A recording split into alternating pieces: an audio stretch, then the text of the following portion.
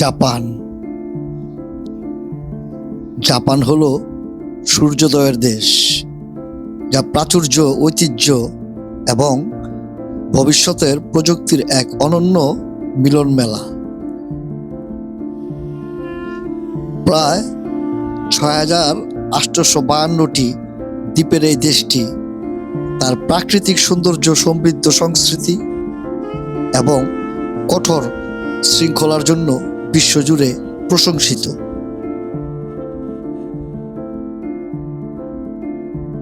Japan এমন এক দেশ যেখানে প্রাচীন মন্দির, সামুরাই ঐতিহ্য এবং আধুনিক যুগের রোবোটিক্স ও বুলেট ট্রেনের শিনকানসেন মধ্যে এক চমৎকার ভারসাম্য রয়েছে।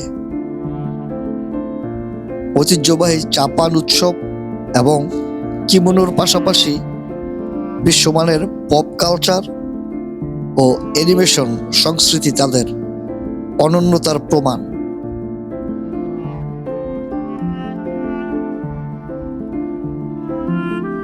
জাপানিরা তাদের নম্রতা, সততা এবং চরম আত্মীয়তার জন্য বিখ্যাত।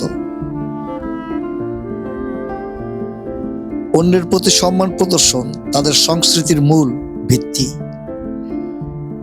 রাস্তাঘাট ও পাবলিক প্লেস সব সময় পরিষ্কার পরিচ্ছন্ন রাখা এবং সময় সচেতনতা তাদের দৈনন্দিন জীবনের অন্যতম বৈশিষ্ট্য। বিশ্বের স্বাস্থ্যকর খাবারের তালিকায় জাপানি খাবার যেমন সুশি, রামেন শীর্ষে রয়েছে। এছাড়া তাদের সুষম খাদ্যাভ্যাস ও স্বাস্থ্য সচেতনতার কারণে দেশটির মানুষের গড় আয়ু বিশ্বের অন্যতম সর্বোচ্চ। ভূমিকম্প ও সুনামি প্রবণ দেশ হওয়া সত্ত্বেও জাপান যেভাবে উন্নত প্রযুক্তির মাধ্যমে বারবার ঘুরে দাঁড়িয়েছে তা পুরো বিশ্বের জন্য এক অনুকরণীয় দৃষ্টান্ত।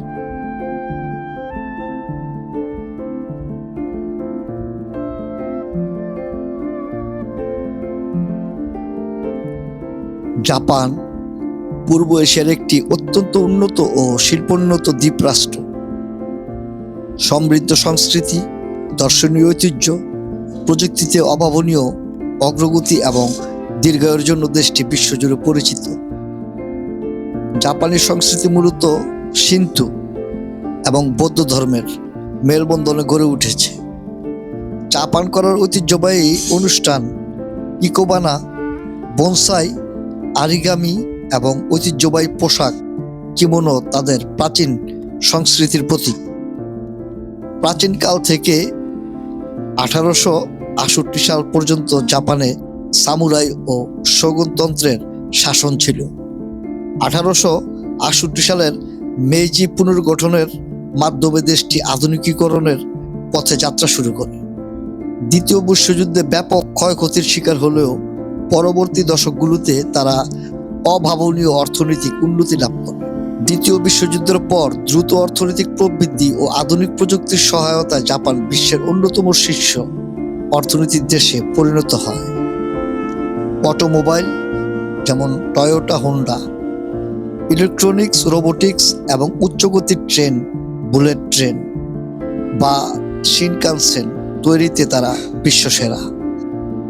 অত্যাধুনিক নাগরিক সুযোগ সুবিধা, 100% সাক্ষরতা হার এবং উন্নত চিকিৎসা ব্যবস্থার কারণে জাপানের মানব উন্নয়ন সূচক HDI অত্যন্ত উচ্চ।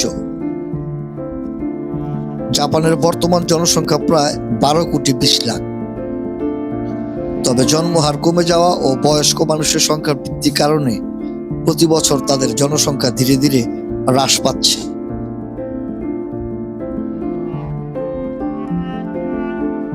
জাপানের 3/4 অংশই পাহাড়ি ও বনাঞ্চল।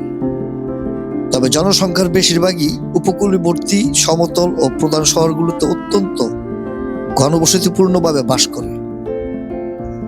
এর মধ্যে রাজধানী টোকিও বিশ্বের অন্যতম ঘনবসতিপূর্ণ এবং বৃহৎ মেট্রোপলিটন এলাকা।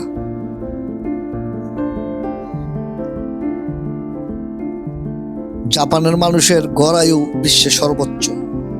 স্বাস্থ্যকর জীবনযাপন, পুষ্টিকর খাদ্য যেমন সামুদ্রিক মাছ ও সয়াবিন এবং উন্নত স্বাস্থ্যসেবার কারণে এখানকার মানুষের গড় আয়ু প্রায় 84.7 থেকে 85.5 বছর।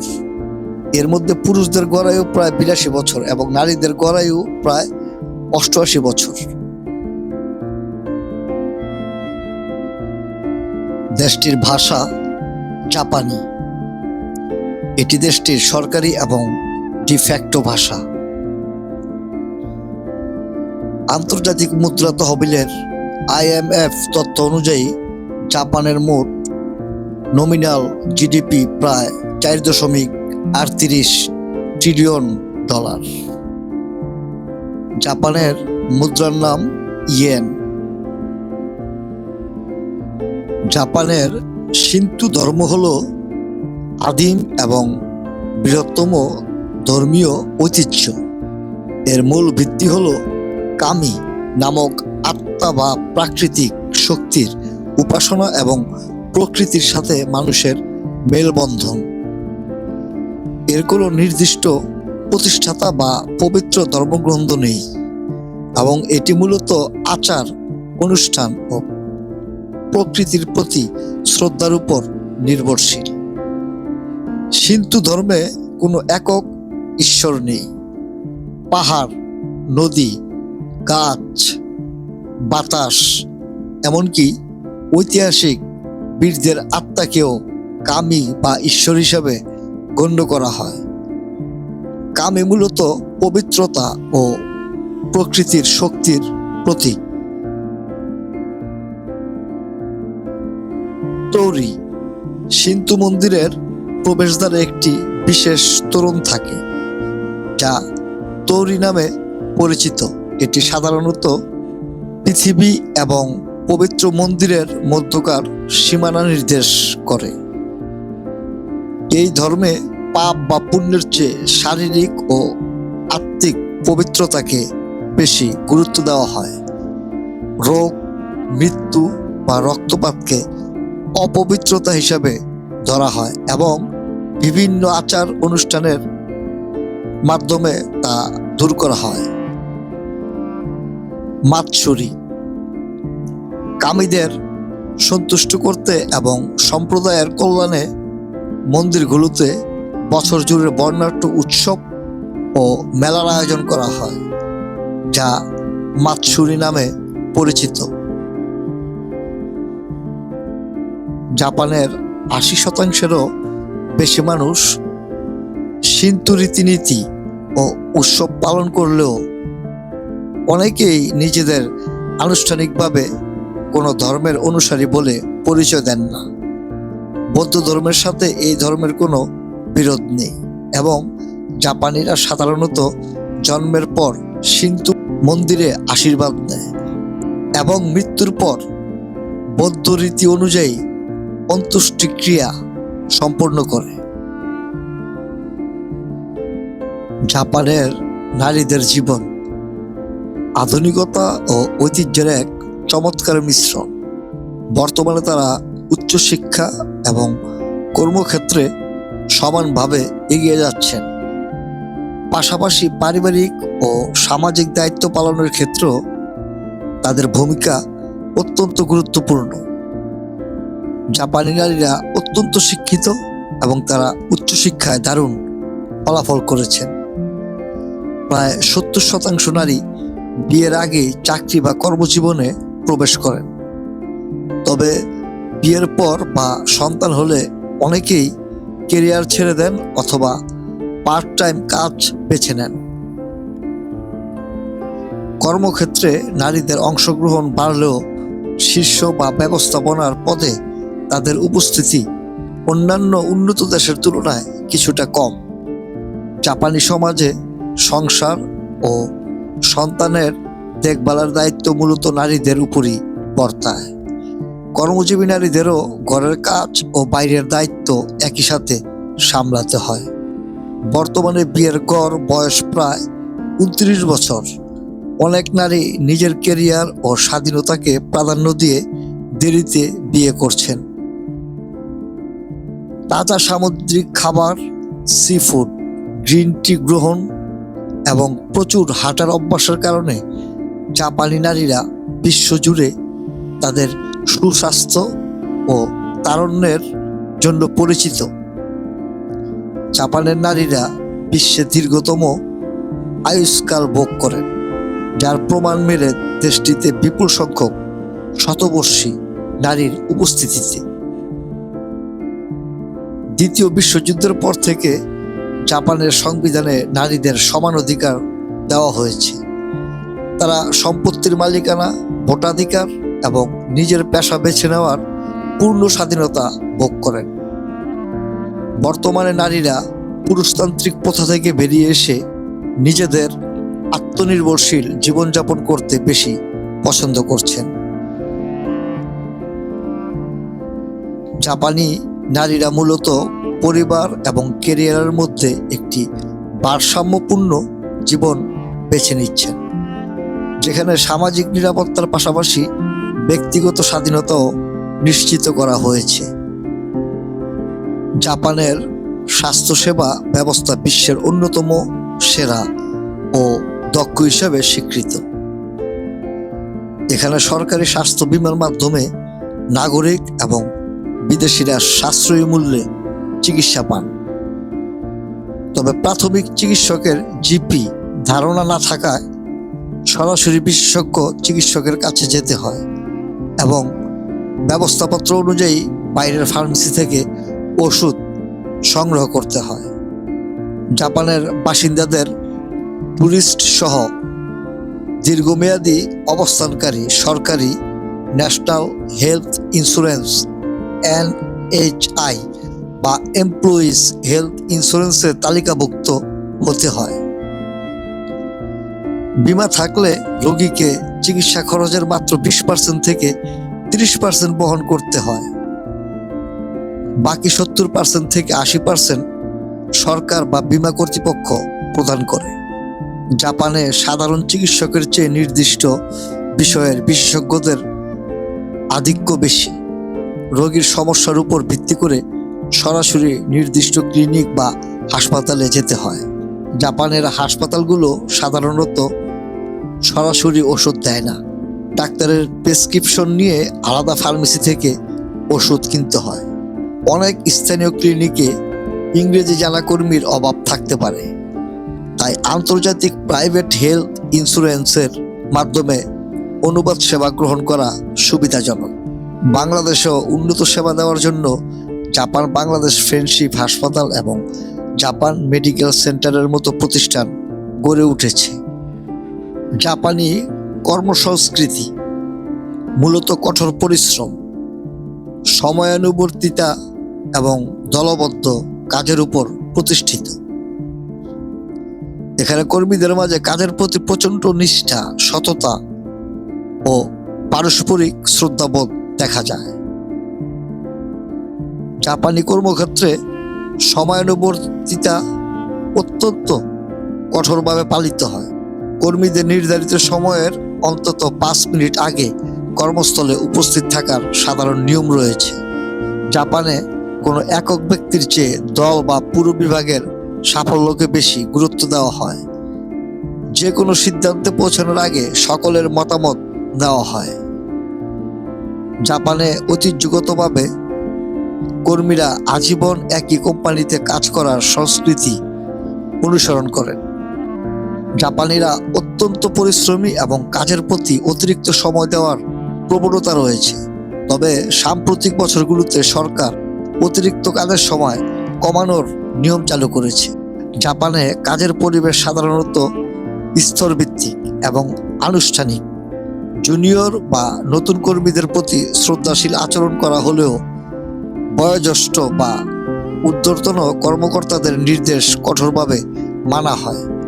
অফিসে অতিরিক্ত সময় কাজ করা বা ওভারটাইম করাকে নিষ্ঠার প্রতীক হিসেবে বিবেচনা করা হয়। জাপানে বয়স্ক জনসংখ্যা বৃদ্ধির কারণে বর্তমানে বিভিন্ন খাতে শ্রমিকের তীব্র সংকট রয়েছে। তাই বাংলাদেশ সহ বিভিন্ন দেশ থেকে কর্মী নিয়োগ দেওয়া হচ্ছে। নার্সিং বা কেয়ার গিভিং, নির্মাণ কাজ, তথ্য প্রযুক্তি, কৃষি এবং ম্যানুফ্যাকচারিং বা উৎপাদন শিল্প। জাপানে কাজের ভিসার জন্য জাপানি ভাষা দক্ষতার সনদ যেমন JLPT বা JFT বেসিক এবং নির্দিষ্ট কাজে দক্ষতা থাকা বাধ্যতামূলক। শ্রম মন্ত্রণালয়ের নিয়ম অনুসারে নতুন কর্মীরা গড়ে প্রতি মাসে 2 লাখ থেকে 2.5 লাখ ইয়েন পর্যন্ত আয় করতে পারেন।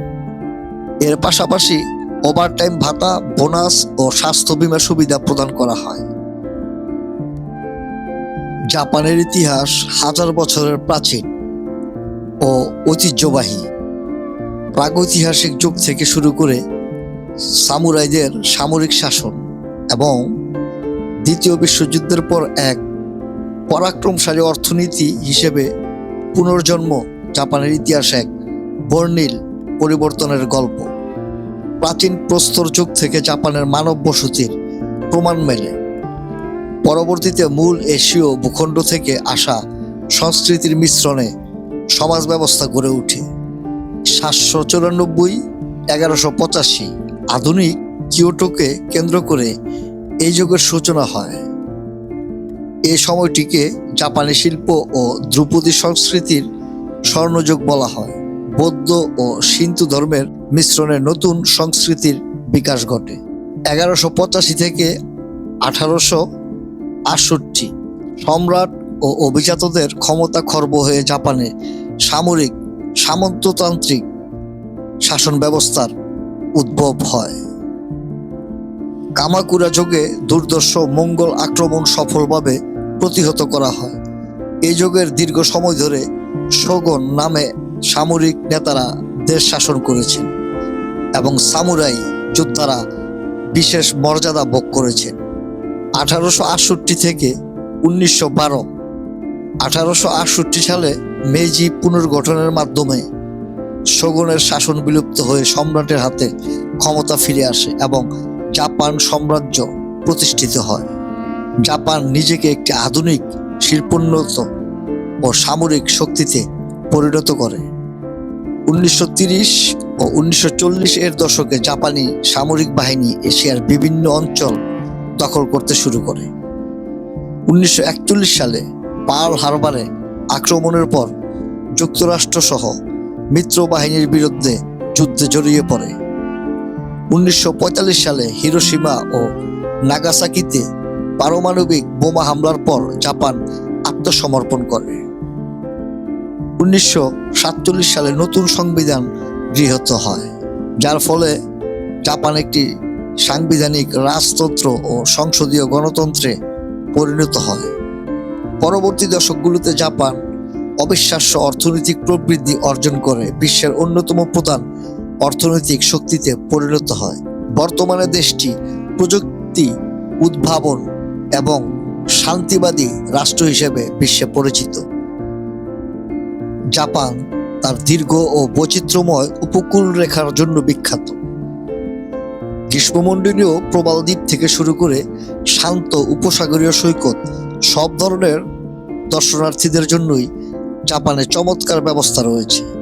জাপানের সমুদ্র সৈকতগুলোর ওকিনাওয়া জাপানের সবচেয়ে সুন্দর এবং গ্রীষ্মমণ্ডলীয় সৈকতগুলো দক্ষিণ পশ্চিমে অবস্থিত। এখানকার বালুকা ভূমি সাদা এবং পানি কাচের মতো স্বচ্ছ। টোকিও সংলগ্ন জাপানের মূল দ্বীপে হনশু সূর্য স্নান, সার্ফিং এবং ওয়াটার স্পোর্টসের জন্য বেশ কিছু জনপ্রিয় সৈকত রয়েছে, যা টোকিও থেকে খুব সহজেই একদিনের ভ্রমণে ঘুরে আসা যায়। ইজু উপদ্বীপ সার্ফিং এবং স্কুবা ডাইভিং এর জন্য এই অঞ্চলটি অত্যন্ত জনপ্রিয়। ইয়োনাহা মায়াহামা সৈকত মিয়াকো দ্বীপে অবস্থিত এই সৈকতটিকে জাপানের অন্যতম সেরা সৈকত হিসেবে বিবেচনা করা হয়। এটি নরম সাদা বালু এবং সূর্যাস্তের দৃশ্যের জন্য বিখ্যাত। এমন দর্শনীয় আরো অনেক অগণিত দ্বীপ রয়েছে জাপানে। জাপান ভ্রমণের পরিকল্পনা করার সময় সে দেশের ভিসা নিয়ম, যাতায়াত, বাজেট এবং স্থানীয় সংস্কৃতি সম্পর্কে পরিষ্কার ধারণা থাকা অপরিহার্য। নিরাপদ ও আনন্দদায়ক ভ্রমণের জন্য প্রয়োজনীয় তথ্যের একটি সংক্ষিপ্ত। ভ্রমণের পুরো সময় এবং তারপরেও অন্তত 6 মাস আপনার পাসপোর্টের মেয়াদ থাকতে হবে। বাংলাদেশ থেকে ভ্রমণের জন্য প্রয়োজনীয় ডকুমেন্ট জমা দিয়ে ভিসা আবেদন প্রক্রিয়া সম্পূর্ণ করতে পারবেন। ভ্রমণের আগে ভিজিট জাপান ওয়েবসাইটে নিবন্ধন করে ইমিগ্রেশন ও কাস্টম ডিক্লারেশন সম্পূর্ণ করা সুবিধাজনক। জাপানে এখনো অনেক জায়গায় কার্ড চলে না, তাই সবসময় পর্যাপ্ত নগদ জাপানি ইয়েন সাথে রাখুন। ট্রেন বা বাসে যাতায়াতের জন্য ডিজিটাল আইসি কার্ড যেমন সুইকা বা পাসমো ব্যবহার করা যায়। পোস্ট অফিস বা 7-Eleven মতো কনভেনিয়েন্স সেন্টারের এটিএম থেকে সহজে টাকা তুলতে পারবেন। জাপানের রেল ব্যবস্থা অত্যন্ত উন্নত এবং সময়নিষ্ঠ। দূরপাল্লার জন্য শিনকানসেন বুলেট ট্রেন ব্যবহার করতে পারেন। রাস্তাঘাট ও ট্রেন রুট বোঝার জন্য গুগল ম্যাপ এবং জাপান ট্রানজিট প্ল্যানার অ্যাপ ব্যবহার করুন। নিরবিচ্ছিন্ন ইন্টারনেট পেতে সিম বা পোর্টেবল ওয়াইফাই ডিভাইস আগে থেকেই বুক করে নিন। জাপানে বেড়ানোর সময় সব সময় মূল পাসপোর্ট সাথে রাখা আইনি বাধ্যতামূলক। রাস্তা, ফুটপাত বা সিঁড়িতে সবসময় বাম পাশে ঘেঁষে হাঁটুন। যত্রতত্র ধূমপান নিষেধ। নির্দিষ্ট স্মোকিং এরিয়া ব্যতীত ধূমপান করলে জরিমানা হতে পারে। যেখানে সেখানে ময়লা ফেলা নিষিদ্ধ। নিজের ময়লা নিজে বহন করুন এবং ডাস্টবিনে সঠিক নিয়মে রিসাইক্লিং বিনে ফেলুন। জাপানের রেস্তোরাঁ বা সার্ভিসে টিপস দেওয়ার কোনো সংস্কৃতি নেই। বড় কোনো শপিং মলে কেনাকাটার সময় পাসপোর্ট দেখালে ট্যুরিস্টরা ট্যাক্স ফ্রি সুবিধা পেয়ে থাকেন। ঐতিহ্যবাহী হট স্প্রিং বা আনসেন এ প্রবেশের আগে অবশ্যই ভালোভাবে গোসল করে নিতে হয়। এছাড়া এগুলোতে সাধারণত কোনো পোশাক পরা নিষেধ। চেরি ব্লসম বা সাকুরা দেখার সেরা সময় মার্চ থেকে মে মাস পর্যন্ত, বসন্তকাল।